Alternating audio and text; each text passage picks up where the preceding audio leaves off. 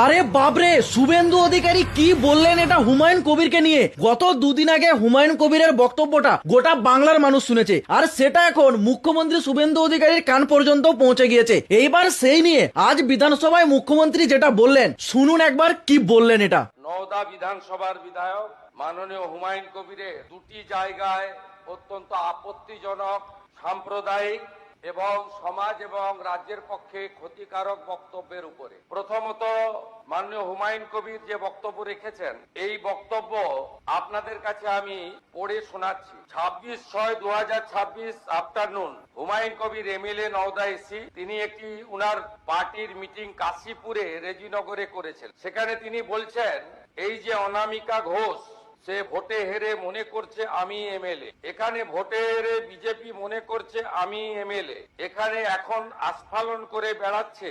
তা আমি শুভেন্দু অধিকারীকে সেদিন বলেছি যে আপনি ভোটে জিতেছেন, আপনার দল জিতেছে, খুব ভালো কথা, কিন্তু মুর্শিদাবাদে আস্ফালনটা একটু কম করবেন। আমি যেদিন ময়দানে মুসলমানদের নিয়ে নেমে যাব না, সেদিন এমন ছাটা ভাগা মার শুরু করবে যে আপনাদের পতাকা বহন করার লোক থাকবে না। কেস এরকম কেস আমাদের বহরমপুরে জেল খাটা আছে। 5,000 লোককে আপনি বহরমপুর সেন্ট্রাল জেলের যা আয়তন, তাতে 4,700 বা 4,800 বেশি লোক ধরে না। লাখে লাখে লোককে রাস্তায় নিয়ে নামাবো আর সাটা ভাঙা মার দেবো আর জেলে যাব। কদিন জেলে আটকে রাখতে পারবেন, কত খাওয়াতে পারবেন দেখবো। লিমিট যেদিন ক্রস হয়ে যায় না, মাথাটা যেদিন গরম হয়ে যায়, সেদিন আমি এসপি বুঝবো না, চিফ মিনিস্টারে বুঝবো না, আর কে কোথায় থাকলো আর কে কোথায় থাকলো না ওসব বুঝবো না। আমি নিজেই নেতৃত্ব দিয়ে দাঁড়াবো।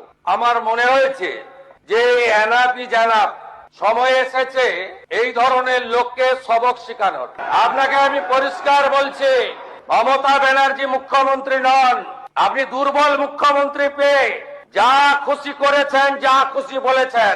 আমি আপনাকে বলে গেলাম, আমরা দুটো এফআইআর স্টার্ট করেছি। আমরা 100 ভারতীয় ন্যায় সংহিতার সমস্ত সেকশন লাগিয়েছি এবং আমি আপনাদেরকে অ্যাসিওর করছি, এত বড় ক্ষমতা আপনাকে কেউ দেয়নি। আপনি মুখে যেগুলো বলেছেন, আপনাকে আমি বলে গেলাম, আপনি কেন করছেন আমি জানি। আপনাকে আমি শুধু 3টে উদাহরণ দিলাম। সন্দেশখালীতে একজন ছিল, ওর অবস্থাও কি হয়েছে দেখতে পাচ্ছে সবাই। আরেকটা পুষ্পা ঝুঁকে গায়ে নেই, এমন ঝোঁকা ঝুঁকেছে, খালি পায়ে ছোট প্যান্ট পরে কান ধরে উঠবস করতে করতে যাচ্ছে। আপনাকে আমি বলে গেলাম, পুলিশ তার ব্যবস্থা নেবে।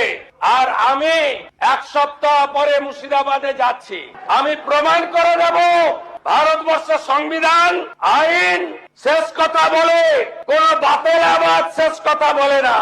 আপনারা ভাবছেন কেস হয়েছে, অ্যাকশন কবে হবে? যারা ওকে ডেকেছিল এই সভাতে, তাদেরকে আগে তুলবো, তারপরে আপনার কাছে যাব।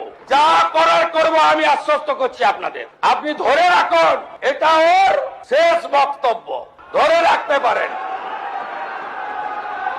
বিশ্বাস করুন, বাংলার মানুষ এইরকমই একজন মুখ্যমন্ত্রীকে চেয়েছিল। স্যালুট জানাই শুভেন্দু দা আপনাকে, আপনি পুরো মনটাকে একদম জয় করে নিলেন। আর আপনারাও পারলে এই ভিডিওটা একটু শেয়ার করে অন্যদেরকেও এটা শোনার একটু সুযোগ করে দিন। এটুকুই বলার ছিল।